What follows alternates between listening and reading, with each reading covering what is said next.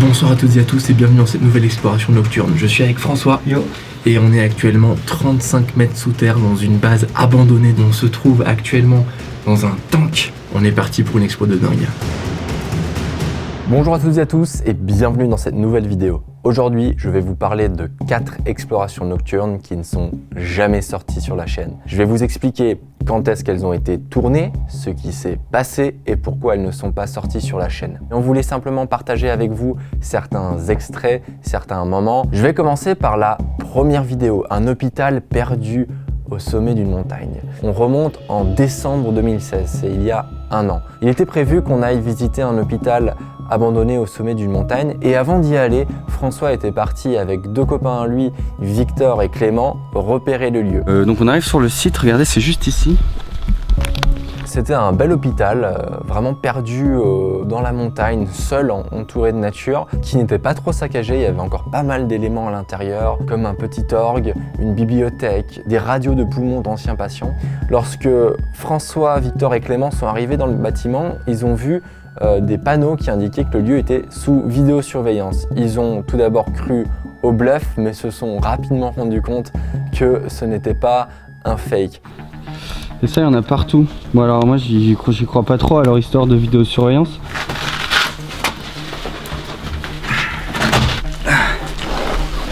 La caméra qui passe. Alors.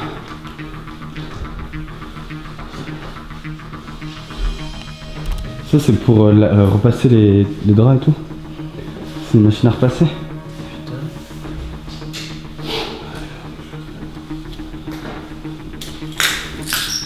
Il y a juste un petit passage ici qu'ils ont fait dans le mur qui mène à une cage d'escalier. Ils ont pété le mur, du coup je pense qu'on peut accéder à la cage d'escalier du bâtiment.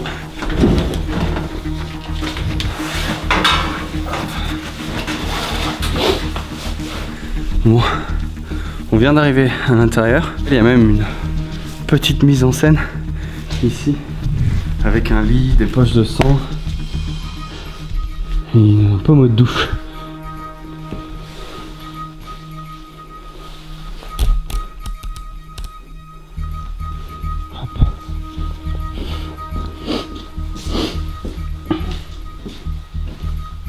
Mais le lieu a l'air assez creepy quand même. C'est assez glauque.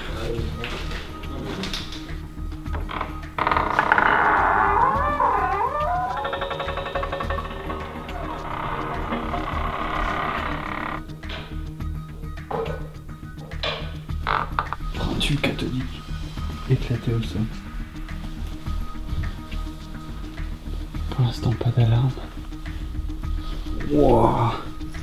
Mec, ciao le fauteuil, trop stylé.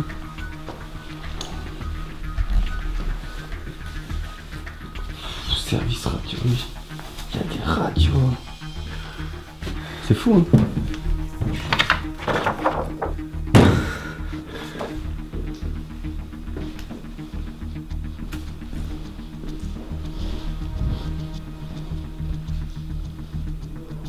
Oh les vitraux encore en bon état.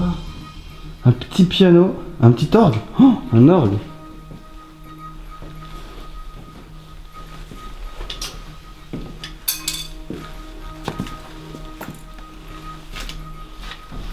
Ça c'était là où je pense le prêtre. Ouais, c'est là où il rangeait ce truc. Il a rangé ces trucs, il y a des cassettes encore.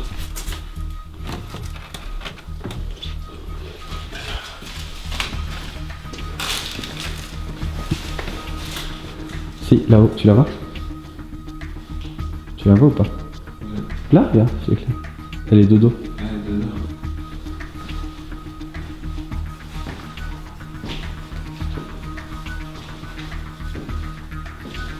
Oh, en termes de contenu, c'est fou. Vas-y, baisse-toi quand même. Je poste quand même en mode Splinter Cell. Ouais, alors, putain, on a redéclenché là.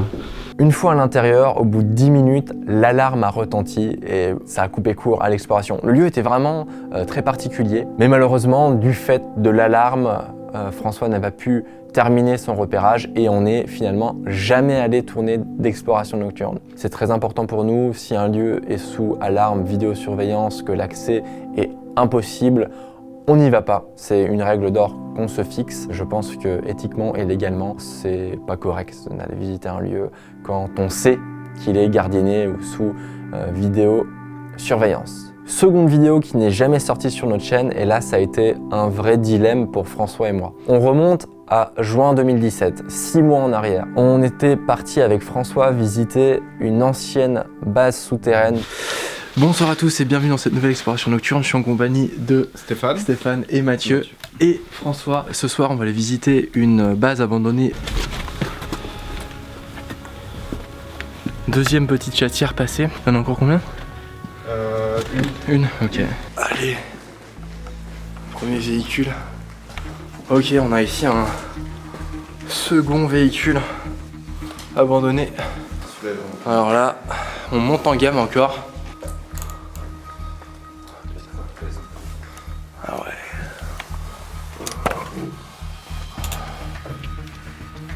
Ça va. Je vais rentrer dans un tank. Alors, par contre, c'est super exigu. Faut ramper. Ouais. Bon, je vois que là, le bouton numéro 15, c'est le bouton de tir. Là, à cet endroit-là, devait probablement figurer un canon ou un fusil mitrailleur. Donc je parierais plutôt sur un canon. Et on a ici tout le mécanisme qui permettait à mon avis de manipuler. Oh putain, mais c'est des manettes de commande. Left gun, right gun, fire, authorized. En fait, regardez, par ici, on pouvait voir à l'extérieur. Dès qu'il y avait contact avec l'ennemi, à mon avis, on refermait le capot et bam, on était aux commandes, prêt à faire feu. Un site vraiment exceptionnel avec à l'intérieur des véhicules blindés qui subsistaient, qui n'étaient pas forcément des véhicules blindés correspondant à la période où il y avait une base, mais c'était un lieu incroyable. Un lieu où on a tourné une exploration nocturne, qu'on a montée, qui était prête à être diffusée et finalement elle n'est jamais sortie sur la chaîne. Cette vidéo, on a décidé de ne pas la sortir car le site était un site sensible, où il y avait déjà eu des faits ayant engendré des soucis et on a tout simplement pas souhaité jeter de l'huile sur le feu. C'était malgré tout une de nos plus belles aventures vécues avec François. Il faut savoir qu'on est resté de nombreuses heures à l'intérieur de ce dédale de souterrain. Il a fallu marcher pendant au moins une demi-heure, 3/4 d'heure pour y accéder. J'en profite pour remercier Stéphane et Mathieu, les deux abonnés qui nous avaient menés à ce lieu. C'est pas tous les jours qu'on accède à d'anciennes bases militaires souterraines si vastes. C'était vraiment la grandeur du lieu qui était très impressionnant. Il faut savoir qu'à l'époque, il y avait des véhicules qui circulaient à l'intérieur. Ce qui était vraiment incroyable, c'est qu'on pouvait rentrer dans les véhicules. On est rentré dans un tank, on a pu s'installer au poste de tir, aux manettes. Il y avait encore les manettes qui permettaient d'actionner les canons. On a pu faire tourner avec une manivelle les tourelles. Il y avait des véhicules amphibies donc qui à la fois roulaient sur terre et pouvaient naviguer dans l'eau. C'était très impressionnant. Il y avait même encore une salle de maintenance où il y avait des pièces de rechange de certains véhicules avec des pistons gros comme ça. Ça a été dur pour nous de ne pas la sortir, mais voilà.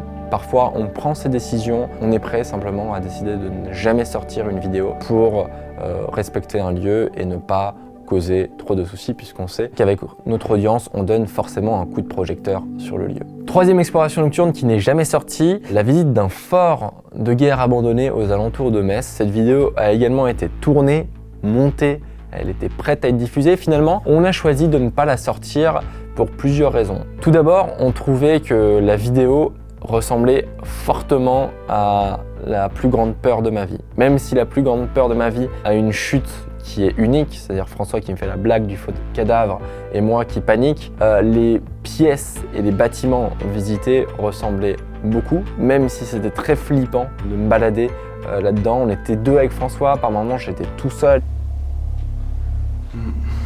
Et ici ça a brûlé.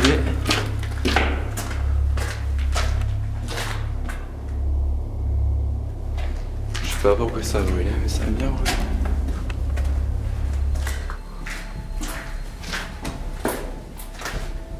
Je sais même pas si je sors pas.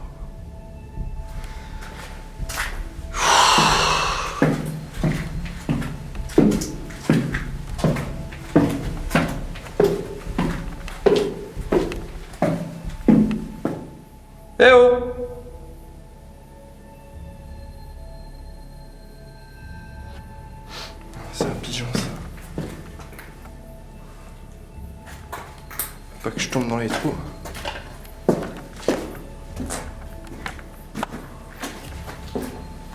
Ok, la sortie.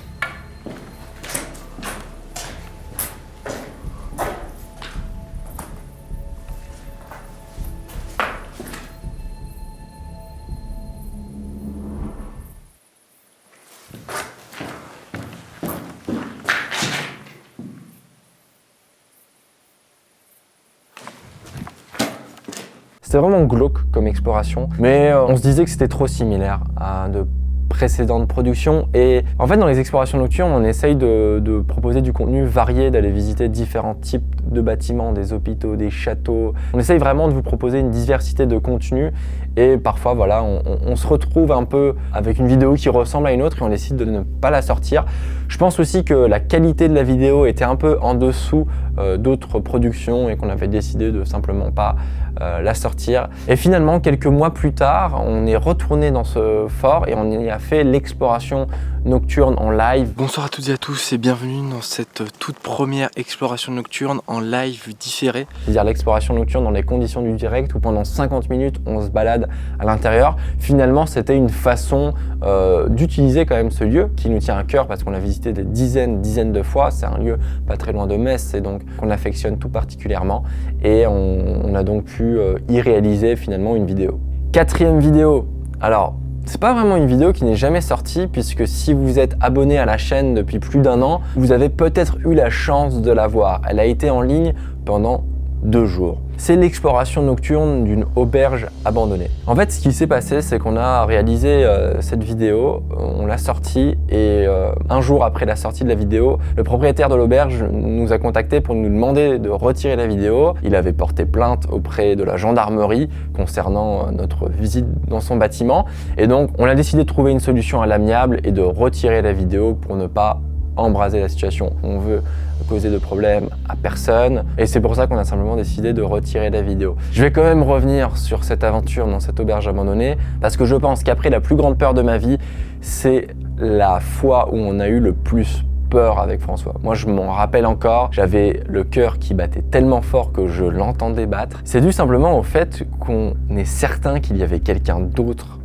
dans cette auberge. Et contrairement au manoir hanté où c'était un prank, là, les amis, c'était pas un prank. Je vais rapidement vous réexpliquer ce qui s'était passé. On était dans cette auberge qui était gigantesque. Il y avait des dizaines de chambres, c'était un palace presque. Et on venait de visiter le sous-sol du bâtiment avec François pendant 50 minutes environ. On arrive au rez-de-chaussée et on est dans le noir complet parce que y a d'autres habitations autour et on ne veut pas être repéré. À ce moment-là, on ne voit rien. À ce moment-là, François, je le vois même pas, il est à 1 mètre de moi, je le vois pas, je sens sa présence mais je le vois pas. Et là, on entend comme des bruits de pas à l'étage.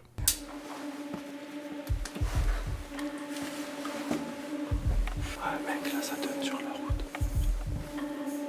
Tu veux que je coupe la mine?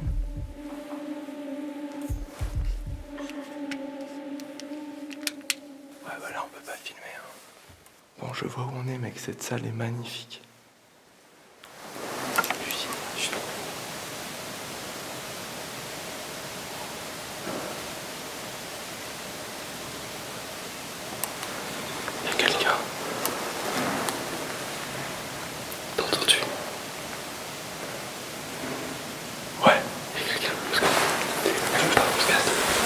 On les distingue dans la vidéo, hein, on les distingue et là on se dit « Ouah, il y a quelqu'un ».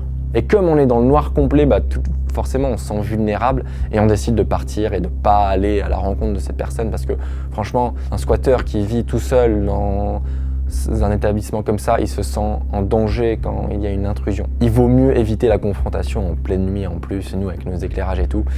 Mais voilà, ça nous a fait un bon coup de flip. Et d'ailleurs, pour l'anecdote, dans mes discussions téléphoniques avec le propriétaire du lieu, il m'a confirmé qu'il y avait bien eu des traces de squat dans l'auberge et que c'était connu par la gendarmerie que des gens squattaient parfois le lieu. Donc là, c'était un bon coup de stress. Pour terminer cette vidéo, les amis, je vais vous montrer quelques extraits inédits également de notre visite de repérage à la base aérienne 128. Souvenez-vous, cette base militaire aérienne abandonnée qu'on a visitée fin 2016, eh bien, il faut savoir qu'on était allé repérer le lieu de jour et que comme la base était tellement gigantesque, on devait se déplacer en véhicule et le jour-là, on avait eu la chance de simplement rouler sur la piste d'atterrissage de la base. Les amis, on est en train de marcher sur une piste aérienne d'une base militaire abandonnée. Regardez au calme avec Zeka. Salut! Et c'était vraiment super impressionnant parce que c'était une grande piste d'atterrissage, je crois qu'elle faisait plusieurs kilomètres. Et on était là en voiture, François qui pilotait au calme en train de remonter la base aérienne et ça fait de très bons souvenirs. Voilà les amis, on arrive à la fin de cette vidéo. Le but c'était de revenir avec vous sur plusieurs explorations nocturnes qui ne sont jamais sorties sur la chaîne. C'était aussi l'occasion de vous expliquer pourquoi des fois des vidéos ne sortent pas, vous montrer qu'on attache de l'importance à bien faire les choses, à vous proposer du bon contenu, du contenu qui nous plaît aussi, parce que quand une vidéo ne nous plaît pas, on va pas se forcer à la sortir. D'ailleurs, en parlant d'exploration nocturne, on a de gros projets qui sont en cours de préparation, 2 grosses explorations qui vont arriver dans les semaines à venir. Une première où on a déjà effectué 2 repérages, on a des images de dingue et on a vraiment hâte d'y aller, de vous raconter l'histoire du lieu et de vous amener là où on ne peut pas aller puisque c'est un lieu ouvert au public, mais ça va vraiment être fou, on a très hâte, ça fait plus d'1 an qu'on rêve d'aller là-bas. Et aussi c'est pas vraiment une exploration nocturne, mais il y a un bon ami qui va venir nous rendre visite fin décembre avec des vidéos très intéressantes à venir sur la chaîne. Voilà, bref, on a du bon contenu pour cette fin d'année et début d'année 2018, on a hâte de le sortir. Merci en tout cas pour votre fidélité, on est plus de 700 000 abonnés sur la chaîne, ça fait grave plaisir. On se retrouve la semaine prochaine, mardi à 18 h pour une nouvelle vidéo. En attendant, portez-vous bien et à très vite les amis.